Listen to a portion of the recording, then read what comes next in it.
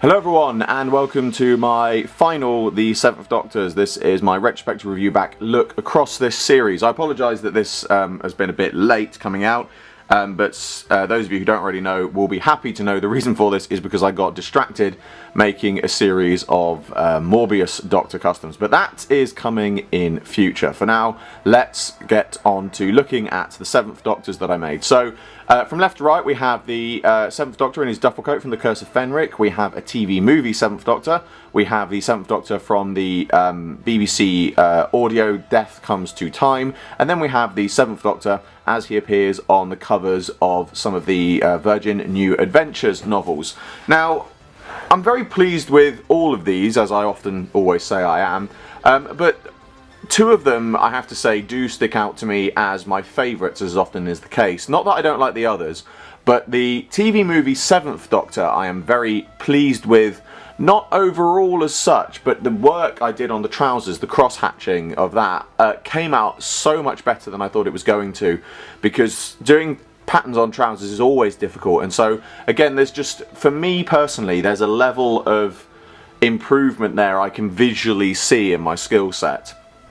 But if I had to pick one overall that is my favourite, it has to be the duffel coat Seventh Doctor, because we obviously were going to get this as a figure at one point. It was prototyped up but never released.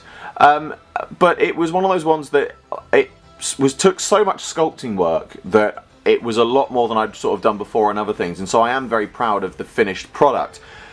But there is one surprise with this figure, the duffel coat Seventh Doctor, which did surprise me, in that it wasn't as popular as I thought it was going to be as a video. And you know, don't make it clear, I'm not making complaints here saying I went to all this trouble and you guys didn't appreciate it. Do not get me wrong, that's not what I'm saying. But when I put together custom figures, you get an idea, rough idea, of sort of the things that people want, and from what people say, like, I'd like to see this, I'd like to see that, why have they never released this, why have they never released that, etc, etc.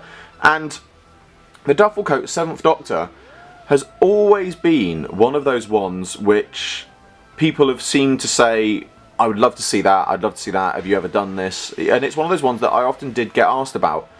So then, to make it, only to have not that many people comment on the video, not seeming that interested in it, it surprised me. And I think the reason that I'm sort of bringing this up now is I think that this kind of goes to show that I think people want things that they don't have, and then when they get them they realise they weren't that fussed. And I know I'm not making a point of, you know, trying to compare myself to character options here, but I'm extrapolating my example to other things. Is I think if people turn around and say, we'd love to see a duffel coat Seventh Doctor, we'd love it, we love it, we love it, and then character options actually made it, I think people probably actually wouldn't buy it as much as they think they would. And I think it's simply because you don't have it that you want it.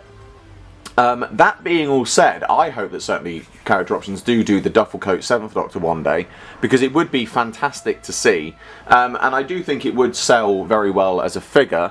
The other two figures, the Death Comes to Time and the Virgin New Adventures one. The Virgin New Adventures one, again, as I said in my video for that one, I think one day there is a chance, hopefully not an insignificant chance, that we might actually see this from character options one day, because all it would take is obviously a repaint of the Seventh Doctor, but the only other differences it would really take would be sculpting him a new shirt front piece to have a tie rather than a jumper. But it also wouldn't surprise me if character options released it but coloured his jumper to match the slightly darker cream of his scarf. And again, even that, I have to say, even just doing that, I think that would sell well. Fans would go, wow, it's a new Virgin Adventures Seventh Doctor. It's not completely accurate, but it's still a new Virgin Adventures Seventh Doctor. And I really think that would be one that fans would find popular, because it would be interesting to see, certainly. And it would be, I think that would be one of those ones, put it this way,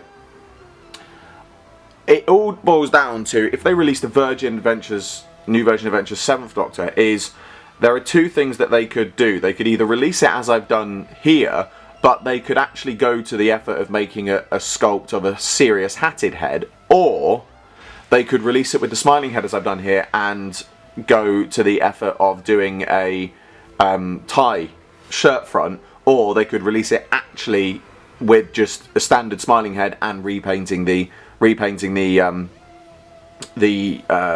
jumper to be a darker colour. There's many options for them to do. Obviously, you know, the simple cost-effective option is to just do a simple repaint, and I don't think people would be that bothered by it. The Death Comes to Time variant, obviously that is very unlikely we would ever see that, but it's a bit of a shame that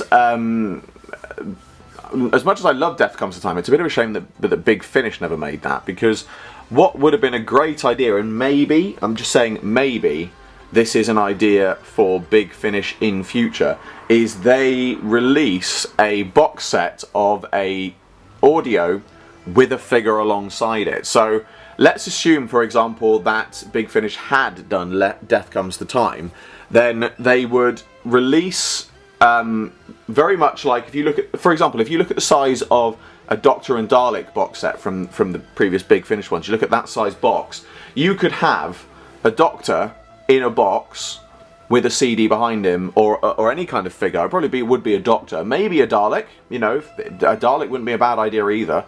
And then they would have the figure and the CD, and I think that would certainly be a good idea for Big Finish, because I think that would get more people interested in listening to Big Finish if they got a CD with an exclusive figure, because they would buy it for the figure, but the chances are they'd listen to the CD as well. So, you know, it's, as I said, unfortunately this isn't a Big Finish audio-based figure, but it is a good example of something that they could do.